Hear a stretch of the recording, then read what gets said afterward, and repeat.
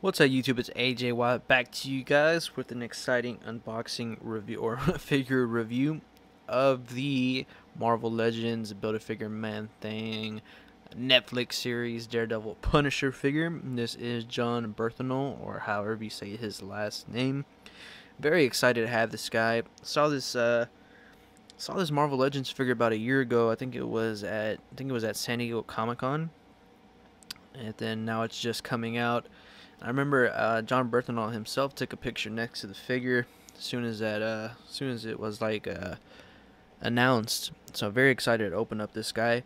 And as you guys can see, we have the normal Marvel Legends packaging. As you guys can see, it says Marvel Daredevil Punisher.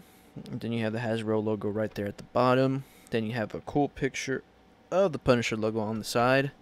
Then on the side you have a cool picture of the Punisher, but it really doesn't look like John Berthenol at all.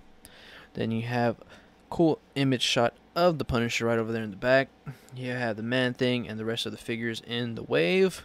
Then on the other side, have the same picture, which was on the left side. Bottom, not really that much. And then, I don't know if you guys can see it, but right over here it says Frank Castle is on a quest for revenge, waging a merciless war against the criminals of Hell's Kitchen. And that's why Daredevil steps into place. So, very excited to open up this guy. So let's go ahead and open up the Punisher. And so here we have the Netflix Punisher out of the packaging. Looking very cool. The likeness is very questionable. You can kind of see John Berthenol a little bit. Probably the only thing that's kind of accurate to that is probably the way the haircut is. But other than that, it's a pretty awesome figure in my opinion. One of the best Punishers that has came out for Marvel Legends and since the Toy Biz days. So let's go ahead and check out his accessories before we check out the Punisher. So for Punisher's accessories, it comes with one assault rifle and one pistol. And then the left arm for the Man-Thing. Let's go ahead and check out that lazy pistol paint job really quick. So we get our kind of standard lazy painted pistol. You can see right over there. You can see the texturing on it right here. The knobs. I don't know if this is the same one we got with the Marvel Legends Deadpool wave from the Juggernaut series. Don't know, but it kind of looks similar to that one. But if they would have like painted this, it would have been cool. And then we get his pretty cool assault rifle with the grenade launcher right over there. But you can kind of see it's drooping down right over here, so I had to get some put in some hot water and straighten it out. But still a cool looking assault rifle. Love the way the the scope's on there. Pretty awesome. Would have been cool if he would have came with the minigun and the sniper rifle. That would have been awesome. But instead we get these. Well, this assault rifle is pretty cool. I probably would have replaced the pistol with like I said, that minigun. But love the way this thing's sculpted. Kind of done just like a plain black paint job, but still a cool sculpt, better than the pistol, I'll tell you that. And so here we have the Punisher. I don't know, man, this really does not look like John Berthenol at all. Probably the only thing that, like I said, that sticks out is just the way the hair is, just like the Netflix series. But other than that, 5 o'clock shadow is done very well. I like the way they have the bleeding on his bridge, the bridge of his nose. Really do like that. The ears are done nice. You can see John Berthenol there a little bit, and I love the way the skull's painted on his vest. Really do like that. The coat and the arm pieces are two separate pieces, but you can see the wrinkles throughout the figure, which I really do like. And I love the way the skull is like messy and not complete. Really do like that. And this figure has bicep swivels, which is pretty cool. Then he comes with two trigger fingers, or two trigger finger hands, should I say. And love the way it's kind of sculpted right over here. You can see a little bit on his vest right there. some tabs, that way you can tighten it. Pants are also done very nice.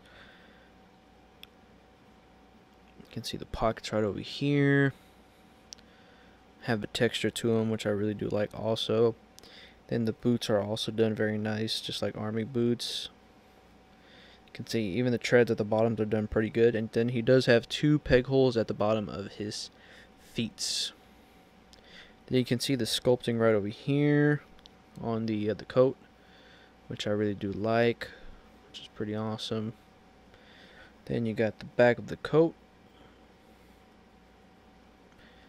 and you can kind of see it kind of like goes a little bit up and down. You can see the gappage right over here, so yeah, be wary of that. But still an awesome figure in my opinion. Very glad to pick it up. Let's go ahead and check out his articulation. Right, so for the Punisher's articulation, his head can look down pretty good, but looks very weird right over here on the side. Looks up very good, so really straight up, but then you can see his Adam's apple right over here. Really can't see the peg when you look at it from the bottom. Does rotate left and right. Has a tiny bit of head pivot. Arms fully rotate 360 as well as go out. Does have that bicep swivel like I said. Single bend at the elbow, and he also rotates at the elbow as well. Hands fully rotate and hinge down and up.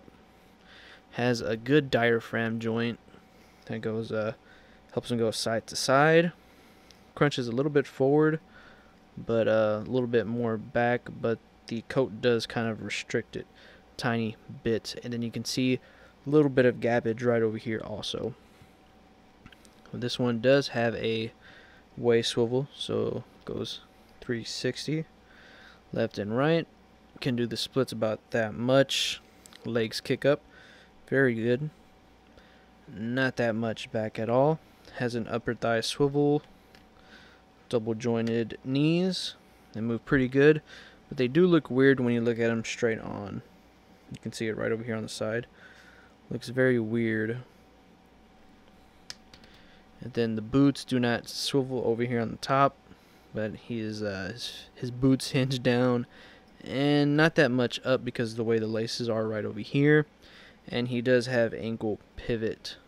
So for a figure that's like very kind of like, what's the word, kind of like armored up, he does have a lot of articulation, which I really do like. Because if they probably would have reused the Nick Fury body, that would have been so terrible and probably would have ruined this figure in my opinion. And so here I have the Punisher next to Jessica Jones. And here he is next to Elektra, and he does stand taller than both those female figures. And then here he is next to the Civil War Spider-Man, and the biggest question is, will these two ever meet in the MCU or Netflix series? You never know, but hopefully they do have like a little segment with each other. And then here he is next to my favorite Marvel Legends figure, the Juggernaut series Wolverine. And of course, Punisher stands taller than the Wolverine. And so here I have the Punisher all posed up for you guys, and I would recommend the figure, to be honest. Even though the likeness is very questionable, still an awesome figure. And you guys are probably wondering, like, where'd you get that other assault rifle from? Well, the one on his left hand is from the Jungle Briefing Dutch, so I had an extra.